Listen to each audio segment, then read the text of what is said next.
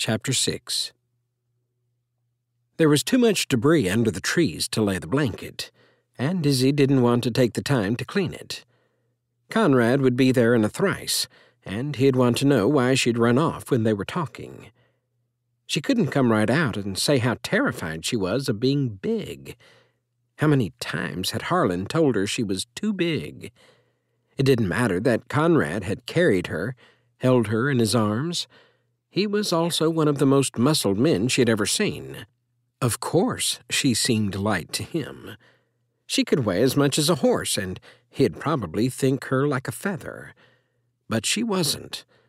What Harlan said was fact. It always was. No questions asked. Conrad set the basket down and rested his hands on his lean hips. He was so much better formed than Harlan had ever been. She thought Harlan bookish but handsome. Conrad was work-hewn, sturdy, with a pleasant mustache that was trimmed well, and a firm jawline. His shoulders were wide, and he stood at least a full head taller than her. Strange how frightening the smaller man seemed to her. Conrad could crush her in a moment, but he wouldn't. Harlan couldn't hurt a fly, yet he had killed her in other ways.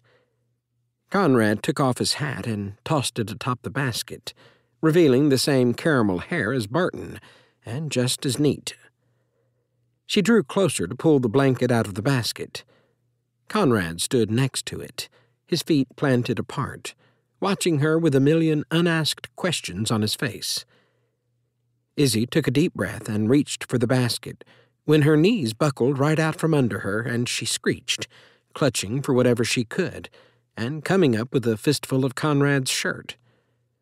The jawline she had been admiring just a moment before was now only a few inches away as he gave her a smug look. "See? You're no bigger than an ant. Point of fact, I'm hoping Ma packed extra in that basket. It gets powerful windy here. I'd like to see you make it through a stiff wind or two." Izzy's heart rattled against her chest, and still he didn't put her down. The insufferable man seemed quite pleased at making his point. "Are you finished, Mr. Olson?" she hissed. "Put me down." His dark brown eyes burned into her own, the specks of gold burning bright within. Heat sprang to life inside her, and she couldn't tear her gaze from his. "I'd rather not. You can't run away from me up here." He laughed as he set her back down on her feet, just as easily as he had scooped her up. Though her legs were now wobblier than they had been a moment before, and she held tight to his shirt for a minute longer. His hands held her elbows as her gaze slid first to his soft-looking lip under his mustache, then up to those beautiful eyes. "I'm so sorry." She yanked her hands back into fists to keep from touching him again. The creases in his shirt would need to be pressed out. Her skirts felt as out of sorts as she was.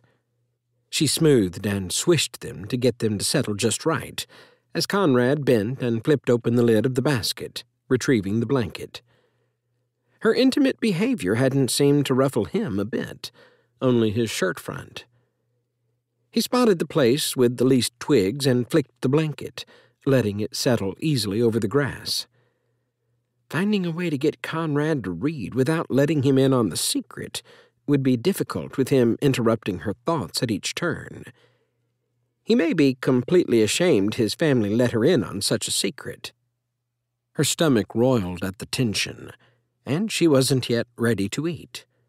It was too early, and her insides were in a terrible tizzy over what he had just done, and what she had just done. Why did men always have to prove they were right? Conrad moved the basket to the edge of the blanket, then lowered himself next to where she stood. He stared up at her with eyes that had cooled to liquid chocolate. Her traitorous belly did another jig. If she hurt this man's pride, he may never want anything more to do with her, and at this moment he was the only man she would allow in her life. Even Barton would remain at arm's length. Was it worth the risk? "Are you going to sit? I thought you needed a rest." One side of his mouth quirked into a smile. Yes, he was an insufferable man, and he'd seen right through her. Izzy picked a spot on the blanket on the opposite corner from him and peered into the basket, unsure of herself and what she should say or do. Teaching had drawn her like a moth to flame, but now that she had lost the right to call herself a teacher, every doubt erupted into her thoughts to combat her.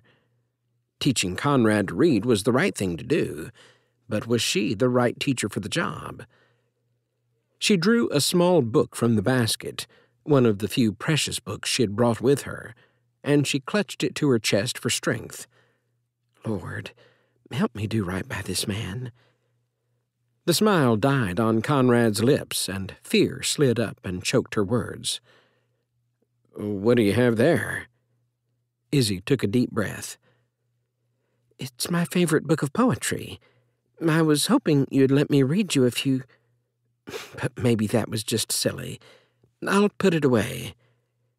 She raised up onto her knees to open the basket, but Conrad caught her wrist gently. His grip was nothing like Harlan's. Though his touch was soft, and she could have easily shaken him off, she didn't want to. He sent pleasant waves like a current into her, and the longer he held her, the more pleasant they became. I don't mind. If that's the way you like your poetry, go ahead and read it. I've never liked fancy words much myself. His voice was too quiet, too reserved. She had hit him where he hurt, and he was trying to cover it up. Why had she thought he might enjoy poetry? She had packed the book hoping the short nature of poems would help his interest. My particular favorite doesn't really have pretty words. She opened to the first page and took a deep breath, praying something would touch him and let her in, give her some way to help him. Was it for this that one, the fairest of all rivers, loved to blend his murmurs with my nurse's song, and from his alder shades and rocky falls, and from his fords and shallows, sent a voice that flowed along my dreams? She sighed and slid back against the tree. I used to dream that Harlan would read to me, but he never did.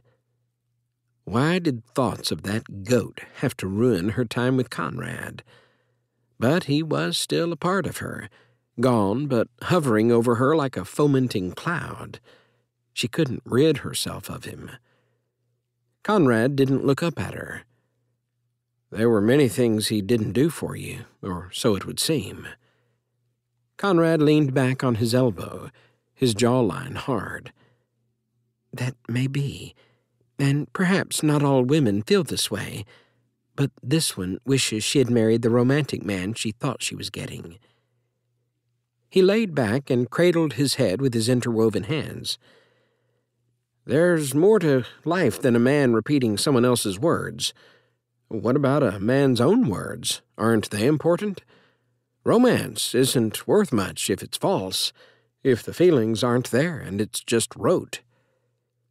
Izzy sighed and closed the book. He was right. And what he had just said was more sweet and romantic than Harlan had ever managed. Even if Harlan had read her hours of poetry, it wouldn't make up for all the other things he had done. The only words he had spoken from his heart had torn her to shreds. But right now it was Conrad's truth that left her feeling open, raw, and wounded. Not only that, she was already pushing Conrad away with her clumsy attempts, and she hadn't even figured out how to teach him yet. The best teacher in the world wasn't a person, it was motivation.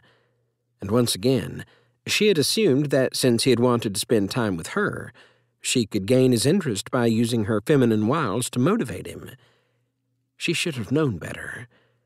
Hadn't Harlan taught her she was worse than a toad, that she wasn't worthy of being desired? No man would ever consider her a motivation to do anything, except perhaps run. Of course they are. I just enjoy this man's words. She dropped the book to her lap and fought against the burn of tears behind her eyes. Conrad sat up, all the warmth gone from his face. "Well, perhaps you can get him to read them to you." Conrad's tone was rough, unyielding.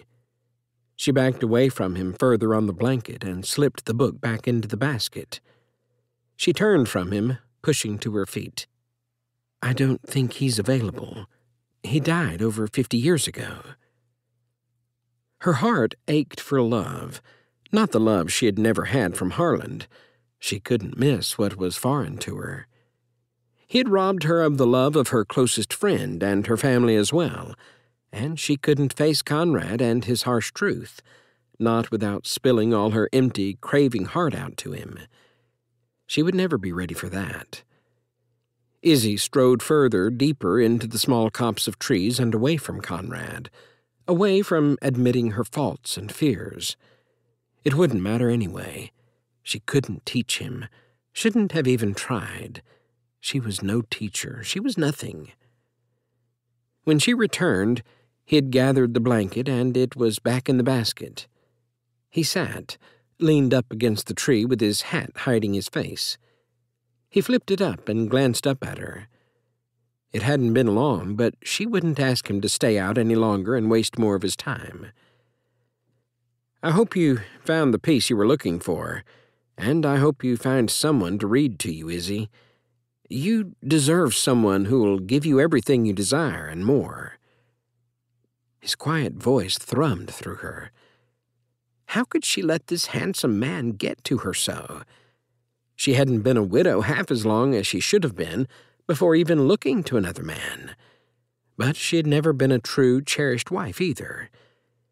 He lifted the basket as he stood, then waited for her. "I don't think there will be much finding, Conrad. I'll just settle for reading to myself." The hurt was easy to hide. She had done it for a year and a half. She swung past him and headed back for the house. "Both of my brothers can read." His voice was so quiet, so full of an ache she had never heard the likes of before. Those words had eaten his pride just to pass his lips. She wouldn't make him admit anything. That hadn't been her goal. She had wanted to build him up, to make him realize he was a worthy man, so that when she did try to teach him, he would know she didn't think him any less of a man. She had done just the opposite. "I've heard Barton read a blackboard full of notes, and he does bore one to tears. I wouldn't ever ask him to read Wordsworth to me." Her attempt at humor missed the target completely. "My other brothers can read too." Why was he admitting his faults to her when he hadn't been willing to tell his own family? Why did he trust her with his secret? Izzy stopped and turned to look him in the eye. Her need to make amends for the damage she had wrought was so great. Izzy closed her eyes and prayed the Lord would take away her fear of speaking, and more, that her words would hit their mark. "I wouldn't ask your brothers to read to me, but I'd ask you."